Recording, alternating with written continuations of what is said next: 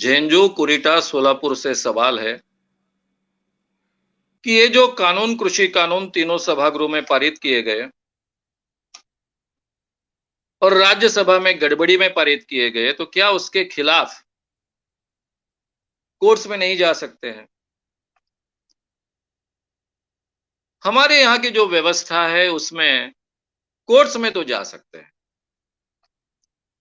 क्योंकि जिस ढंग से राज्यसभा में कानून पारित हुआ वो बहुत ही अलोकतांत्रिक तरीका था। नियम ऐसा है कि एक भी व्यक्ति ने, जो उस सभा का सदस्य है, राज्यसभा का, वो अगर डिमांड करता है डिवीजन की, तो आवाजी मतदान से, यानी वॉइस वोट से, वो कोई भी कानून सम्मत नहीं हो सकता है। वहां एक्चुअल वोटिंग लेना ही पड़ता है, ये नियम है। लेकिन राज्यसभा में सरकार को पूरा समर्थन नहीं था। उनको मालूम था कि राज्यसभा में ये कानून पारित नहीं हो सकते हैं।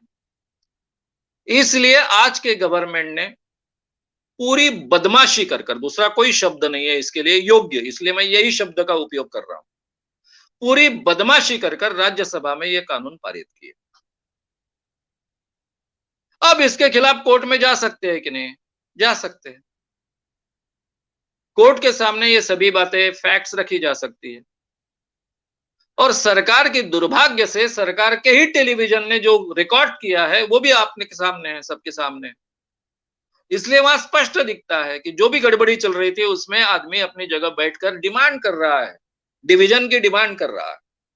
और एक भी व्यक्ति अगर डिमांड करता है तो डिवीजन होनी चाहिए, मतदान होना चाहिए एक्चुअल। ये नियम है, ये लिखित नियम। लेकिन गए नहीं गए, बात ऐसी है कि आजकल सुप्रीम कोर्ट पर भी पूरा विश्वास नहीं रहा ना। सुप्रीम कोर्ट के निर्णय जिस ढंग से आते हैं वो सब हम देख रहे हैं। सुप्रीम कोर्ट भी पहली बार कोर्ट्स इतने बड़े पैमाने पर सरकार की ओर से प्रभावित होते देखे गए। इसलिए सुप्रीम कोर्ट पर कितना विश्वास रखना, कितना नहीं रखना, इसके बारे में भी लोगों के मन में बहुत संदेह। शायद इसलिए उस ढंग से ये हुआ नहीं, होना चाहिए था।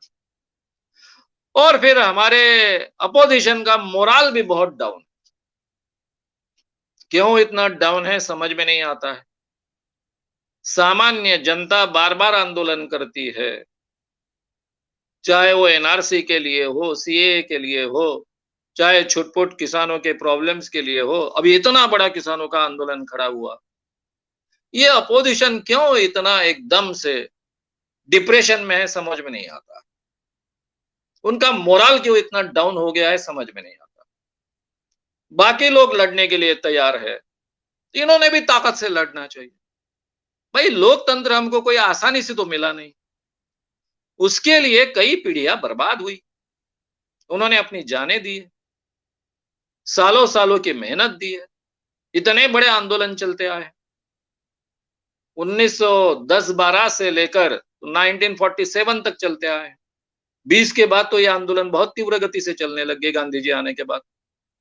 तो इतने सालों तक हमने आंदोलन कर करके इस देश के लोकतंत्र की नींव रखी, एक लोकतांत्रिक देश हासिल किया, तो हमको भी उसको कायम रखने के लिए लड़ाई लड़नी चाहिए ना। तो ये अपोजिशन का मोरल कैसे बढ़ाया जाए, ये बड़ा प्रॉब्लम। मुझे कभी कभी लगता है कि अपोजिशन के लीडर्स को बहुत अच्छे ढंग से प्रेरणा का इंजेक्शन देना चाहिए। अब मैं छोटा आदमी हूं, प्रेरणा का इंजेक्शन इनको कैसे दे सकता हूं? उनकी तो मुलाकात होना कठिन होता है। कुछ नहीं किया, केवल जनता में गए और जनता के साथ में बातें रखते गए, तो भी जनता उनको पूरी तरह से ताकत देती, ये भी करने को तैयार नहीं। तो ये आज की स्थिति है, बुरी स्थिति है। और इसलिए हमको ही लड़ाई लड़नी आवश्यक है, आम लोगों को लड़ाई लड़नी आवश्यक है। और जो किसान आज लड़ रहे हैं उनके साथ में खड़े होने की आवश्यकता है। सरकार ने किसी भी हालत में ये कानून क्यों पारित किए गए? क्यों किए? आकाओं की इच्छा पूर्ण करने के लिए। आका यानी केवल अडानी अंबानी नहीं, अडानी अंबानी तो है ही, लेकिन आका है WTO, वर्ल्ड बैंक और सारे दुनिया के कॉरपोरेट्स, बड़े बड़े कॉरपोरेट्स ये वर्ल्ड बैंक को प्रभावित करते हैं, उनके माध्यम से कई बातें करवा लेते हैं, WTO के माध्यम से कई बातें करवा लेते हैं और देशों में इस ढंग के कानून बनवा लेते हैं। तो उनके आकाओं के दबाव के नीचे उन्होंने ये काम किया।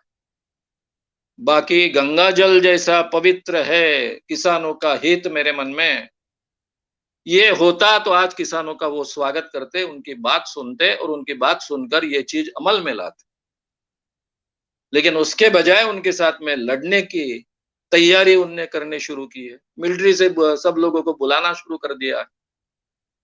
गांव-गांव में किसानों को बदनाम करना शुरू किया है। पहले केवल टीवी के माध्यम से बदनाम करना शुरू था। अब तो जगह-जगह पर बीजेपी के लोग ये बदनामी का तंत्र शुरू करने वाले हैं। तो उन्होंने लड़ाई करने का तय किया है। तो उनका उद्देश्य क्या था इसके बारे में संभ्रम निर्माण होना स्वाभाविक है और किसानों के मन में तो पहले से ये बात स्पष्ट है कि आकाओं को संतुष्ट करने के लिए ही उन्होंने ये कानून लाए हैं।